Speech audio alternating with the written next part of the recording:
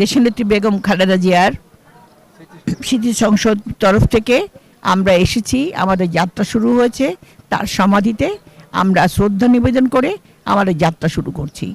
আমাদের আজকে এখানে আসার প্রধান উদ্দেশ্য আমাদের স্মৃতি সংসদের মাধ্যমে খালেদা জিয়া যে সমস্ত কাজগুলো তিনি চেষ্টা করেছেন করার জন্য, বিশেষ করে এদেশের মানুষের গণমানুষের জন্য, সেই তাদেরকে নিয়ে আমরা চেষ্টা করব এগিয়ে যাওয়ার জন্য এবং তাদেরকে সত্যিকারের মানুষ হিসেবে গড়ে তোলার জন্য।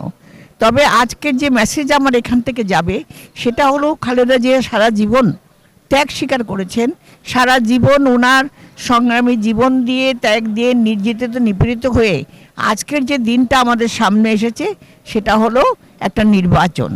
যে নির্বাচনটা আমাদের আগামী দিনের জনগণের সরকার তৈরি করবে এবং সে সরকারের মাধ্যমে আমাদের যে আকাঙ্ক্ষা, আমাদের দেশ গড়ার পরিকল্পনা, সেগুলো আমরা সফল করে তুলব।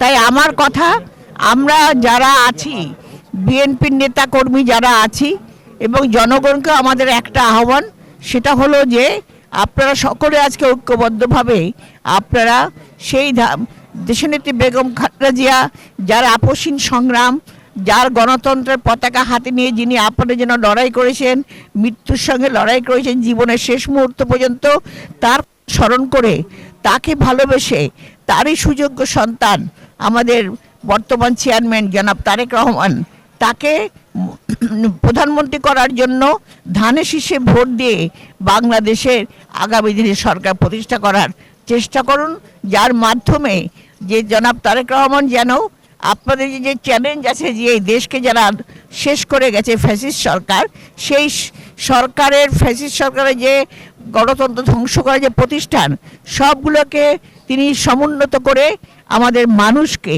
আমাদের জনগণকে সুনাগরিক হিসেবে গড়ে তুলে বাংলাদেশকে একটা সফল বাংলাদেশ, নিরাপদ বাংলাদেশ, আগামী দিন নিরাপত্তা বাংলাদেশ হিসেবে গড়ে তুলবে। ধন্যবাদ।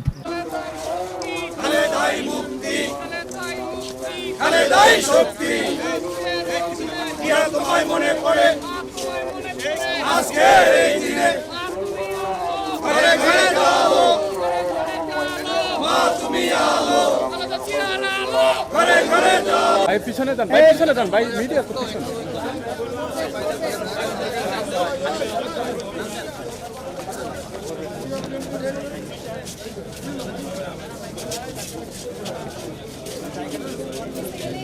ছয়